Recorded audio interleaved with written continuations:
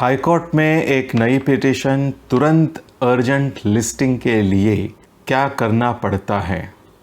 And this question must be there in the minds of many of you. So let me tell you that after you file a writ petition in the High Court, there are two ways of listing the matter. The first is automatic listing. If there is really no urgency in the matter, then after filing of the case, we wait for automatic listing of the matter. And whenever the matter gets listed, we argue it.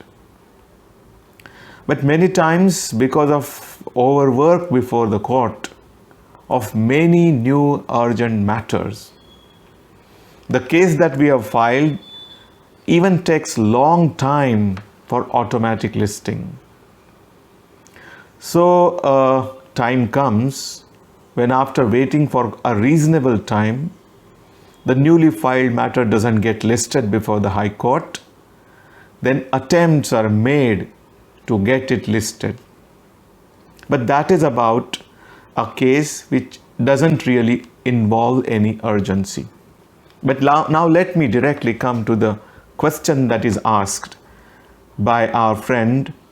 What is to be done for having the matter urgently listed before the High Court in a newly filed writ petition? तो देखिए, इसमें क्या करना होता है. अगर आपके case में बहुत ही ज़्यादा अर्जेंसी है और आपको वो केस जल्दी लगानी है, तो आपको, या मतलब आपके वकील साहब को, प्रत्यक्ष रूप में कोर्ट के सामने उस केस को मेंशन करना पड़ता है. Now what is mentioning? Mentioning एक ये प्रोसेस है जिसमें कोर्ट जब सुबह अपना काम शुरू करने के लिए बैठते हैं, तो वो बैठते बराबर और काम शुरू करने के पहले उनके आगे हमें खड़े होकर ओरल रिक्वेस्ट करनी पड़ती है. Such and such case I have filed and there is an urgency involved in the matter, so please give me a nearest fixed date for first hearing. इस प्रकार का मेंशनिंग करके रिक्वेस्ट करना पड़ता है. ये एक प्रैक्टिस है, इवॉल्व हुई प्रैक्टिस है. You will not find this practice written in any book of procedure or even in Bombay High Court appellate side rules. ये प्रैक्टिस सालों से इवॉल्व हुई है और अभी भी चलती आ रही है. It's called mentioning. इस मेंशनिंग के कई सारे पर्पजेस होते हैं.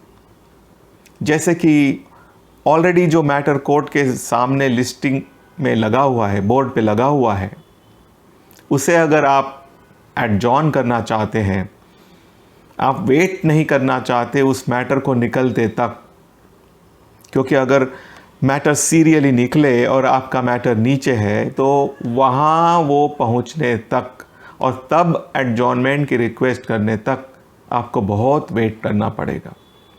उस समय को बचाने के लिए भी आप या आपके वकील, मतलब कि नॉर्मली वकील, जो भी केसेस में वकील एंगेज किए हुए थे, वो वकील सुबह कोर्ट बैठते बराबर और कोर्ट का कामकाज शुरू होने से पहले कोर्ट को रिक्वेस्ट करते हैं कि सच एंड सच नंबर पर जो केस लगी हुई है उसे कृपया इतने इतने समय के लिए एडजॉर्न कीजिए, और उसके रीजंस देने पड़ते हैं.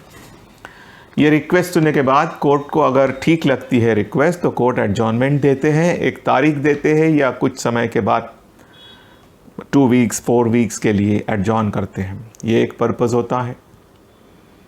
दूसरा पर्पज़ होता है कि कोर्ट को प्रीसिडेंस मांगना, मतलब कि आपकी केस अगर बोर्ड पर लिस्टेड है उस दिन के लिए और नीचे है, और आपको उस केस में इतनी अर्जेंसी है कि वो सबसे पहले सुनी जाए, जो भी सीरियल नंबर से केसेस लगी है उसके बावजूद आपकी केस पहले ली जाए, इतनी अर्जेंसी अगर होगी, so this is called seeking precedence in the matter.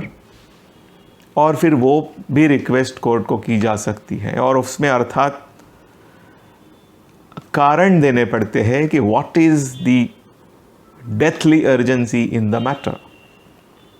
यानी अगर अभी पहले नंबर पर नहीं सुनी और कुछ ऑर्डर्स नहीं हुए तो क्या नुकसान हो जाएगा, ऐसे ज़बरदस्त कारण देने पड़ते हैं। और ऐसे कारण अगर कोर्ट को पट गए, अगर कोर्ट सेटिस्फाई हो गए, तो आपको वैसा हियरिंग भी मिलता है।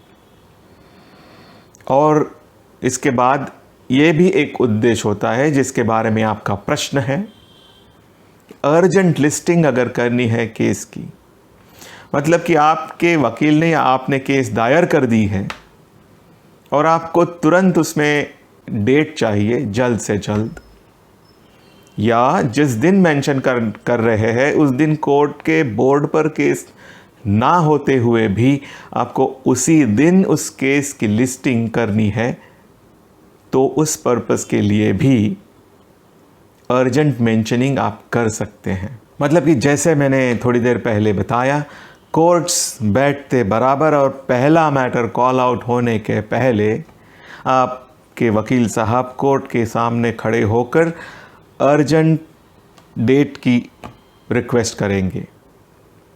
वो कह सकते हैं कि my lords may take up this matter tomorrow, और may be day after tomorrow, और may be day after tomorrow. जैसी भी अर्जेंसी की डिग्री है, जितनी भी अर्जेंसी के लेवल है, उस हिसाब से उस केस में तारीख मांगी जा सकती है। अगर अर्जेंसी बहुत ज़्यादा है तो उस दिन भी केस बोर्ड पर लेकर सुनवाई करने की रिक्वेस्ट की जा सकती है।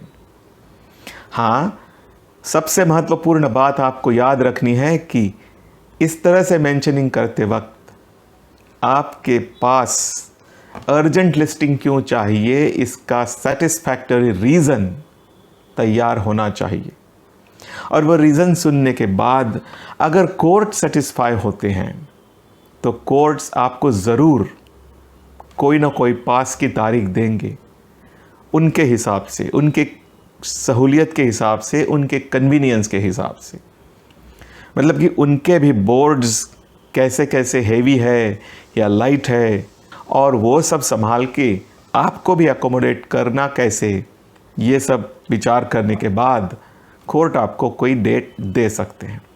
वो डेट दूसरे दिन की भी हो सकती है, तीसरे दिन की भी हो सकती है, चौथे दिन की भी हो सकती है, या अगले हफ्ते की कोई डेट हो सकती है, या हो सकता है उस दिन की भी हो सकती है जिस दिन आप मेंशनिंग कर रहे हैं।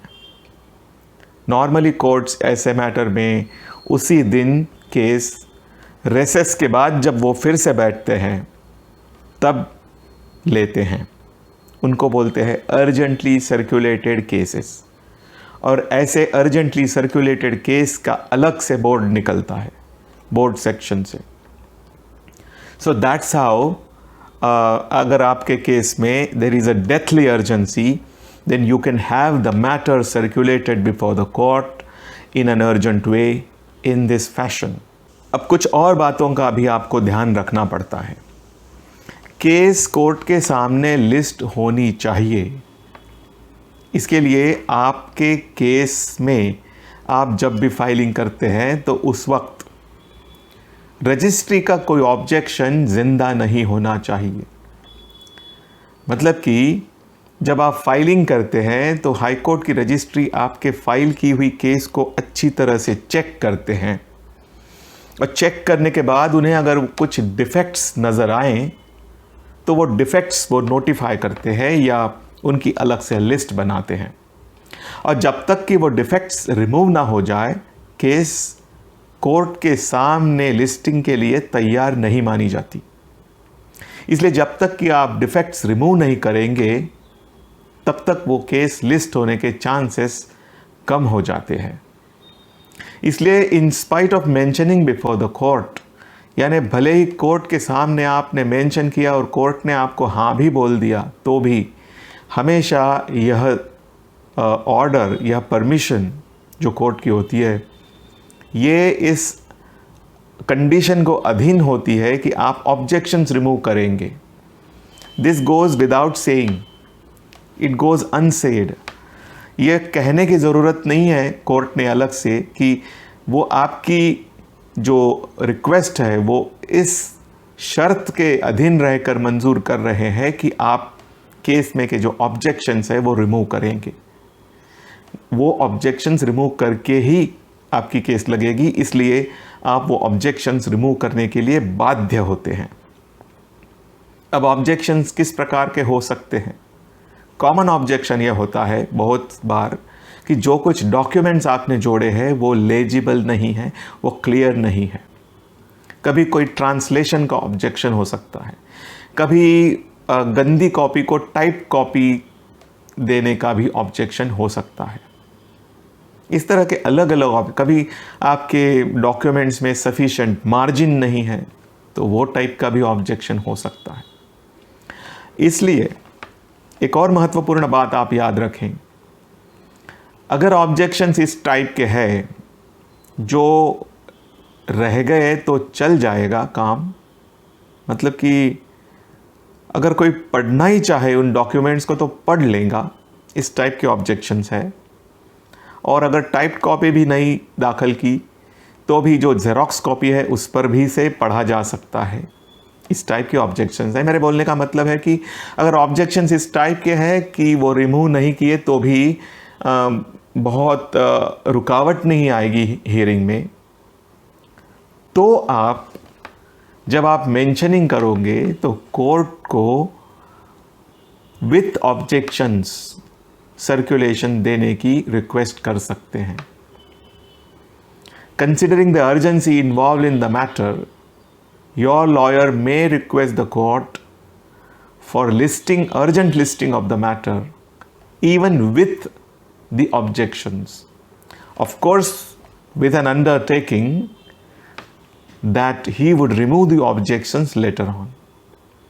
मतलब कि अभी के लिए आप ऑब्जेक्शंस के समेत केस को लिस्ट करने की न्यायमूर्ति महोदय कृपया परमिशन दीजिए, ऐसी रिक्वेस्ट जब आपके वकील करते हैं तो इसमें एक बात अंतर्भूत होती है कि वो आगे चलकर वो सभी ऑब्जेक्शंस रिमूव करने का अंडरटेकिंग देते हैं, उसको तैयार होते हैं और वो करना पड़ता है, क्योंकि आपको बाद में भी हियरिंग लगेगी। हाँ, वो बात अलग है कि अगर अनफॉर्चुनेटली आपकी केस पहले ही हियरिंग में डिसमिस हो गई तो वो ऑब्जेक्शंस वगैरह का इतना मायना नहीं रखता। मगर अगर कोर्ट ने उस फर्स्ट हियरिंग में अदर साइड को नोटिस इशू करके आपको इंटरिम रिलीफ दे दिया या इंटरिम रिलीफ नहीं भी दिया और सिर्फ नोटिस भी इशू किए, तो आपके केस में बार बार हियरिंग होने वाली है, तो आप उन ऑब्जेक्शंस से छुटकारा नहीं पा सकते। इसलिए ऑब्जेक्शंस आपको तो रिमूव करने ही पड़ेंगे। So that undertaking is always there, वो बाध्यता हमेशा बनी रहती है। इसलिए सबसे अच्छा उपाय यह है कि जब आप मूल रूप से केस दायर करते हैं तभी इस तरह से दायर करें कि आपकी केस पूरी क्लीन हो, उसमें कम से कम ऑब्जेक्शन निकले, हो सके तो एक भी ऑब्जेक्शन नहीं निकले। अगर इतनी क्लीन तरीके से आपने केस दायर कर दी तो आप कभी भी लगवाने के लिए फ्री होते हैं, उसका टेंशन नहीं होता। So that's how it is. So a big thanks to Mr. VC2406 for asking this question for your benefit and for the benefit of all.